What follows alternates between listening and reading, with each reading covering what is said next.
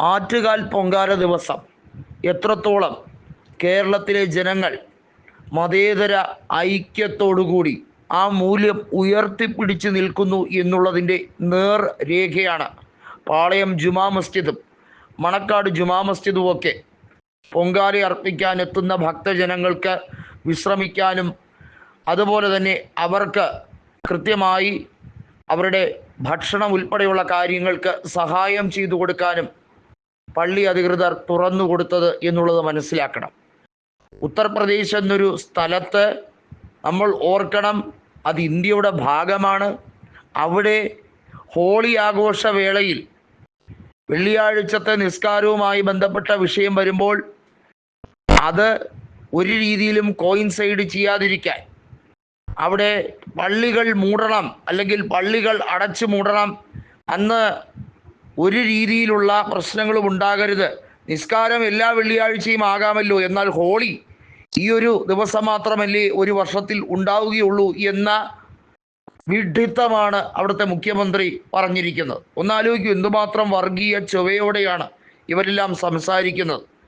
ഇവിടെ മതമൈത്രിയുമായി കേരളത്തിൽ മുന്നോട്ട് പോകാൻ എല്ലാവരും ശ്രമിക്കുന്നതിന് പ്രധാനപ്പെട്ട കാരണം BJP എന്നൊരു പാർട്ടി ഇവിടെ മരുന്നിന് പോലും ഇല്ല എന്നതുകൊണ്ട് തന്നെയാണ് എന്നുള്ളത് കൃത്യമായി നേതാക്കൾ പറയുകയാണ്. അക്ഷരം പ്രതി കേരളത്തെ കണ്ടുപഠിക്കേണ്ടത് മതേതര പ്രാധാന്യത്തിൽ തന്നെയാണ്, ഊന്നി നിന്നുകൊണ്ട് തന്നെയാണ്. പൊങ്കാല അർപ്പിക്കാൻ എത്തിയവർക്ക് കുടിവെള്ളം ഉൾപ്പെടെയുള്ള കാര്യങ്ങൾ നൽകുന്നതിൽ എല്ലാ തരത്തിലും, അത് ക്രൈസ്തവ ആരാധനാലയങ്ങളാണെങ്കിലും മുസ്ലിം ആരാധനാലയങ്ങളാണെങ്കിലും അതെല്ലാ തരത്തിലും സഹായങ്ങൾ ഒരുക്കി കൊടുക്കുന്നു. അതാണ് മതമൈത്രി എന്ന് പറയുന്നത്. എന്തുകൊണ്ടത് UP-യിലോ ബീഹാറിലോ മറ്റ് സംസ്ഥാനങ്ങളിലൊന്നുമേ കാണുന്നില്ല?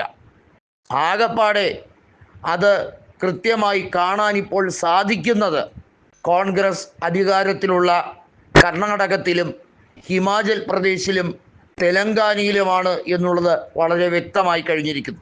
ചരിത്രത്തെ പോലും വളച്ചൊടിച്ച് തെറ്റിദ്ധാരണ പരത്തി ചരിത്രത്തിൻ്റെ നേർരേഖകളെ പൊളിച്ചെഴുതുന്ന രീതിയിലാണ് ബോളിവുഡ് ചിത്രങ്ങൾ വരെ ഇപ്പോൾ ഇറങ്ങിക്കൊണ്ടിരിക്കുന്നത്. ചാവ ചലച്ചിത്രം കണ്ടതിന് ശേഷം കൃത്യമായും വലിയ തോതിൽ RSS അതിനെ രാഷ്ട്രീയവൽക്കരിക്കാൻ ശ്രമിച്ചുകൊണ്ട് പുറത്തേക്ക് ഇറങ്ങിയത് നമ്മളെല്ലാം കണ്ടു. അക്ബർ റോഡും അതുപോലെ മറ്റ് പല പേരുകളും ഇസ്ലാം നാമങ്ങൾ ധരിക്കപ്പെട്ട റോഡുകളൊക്കെ വെട്ടിപ്പൊളിക്കണം എന്ന് പറഞ്ഞുകൊണ്ട് അതിൻ്റെ പേരുകൾ മാറ്റണം എന്ന് പറഞ്ഞുകൊണ്ട് വരികയാണ്. ഇവിടെയാണ് കേരളം ഒരു മാതൃകയാകുന്നത് എന്ന് കൃത്യമായി പറയുകയാണ്. ഏതായാലും ഈ വിഷയത്തിൽ CPIM ഇപ്പോൾ വെള്ളം ചേർക്കുകയാണ് എന്നുള്ളത് കൃത്യമായി ഡോക്ടർ ശശി തരൂർ പറയുകയുണ്ടായി. ആറ്റുകാല പൊങ്കാലയോടനുബന്ധിച്ച് ഡോക്ടർ ശശി തരൂരിൻ്റെ നേതൃത്വത്തിൽ വലിയ തോതിൽ തിരുവനന്തപുരം നഗരിയിൽ നടത്തിയ സേവന പദ്ധതിയുമായി ബന്ധപ്പെട്ട് അത് ഉദ്ഘാടനം ചെയ്തുകൊണ്ട് മുന്നോട്ട് പോവുകയായിരുന്നു അദ്ദേഹം.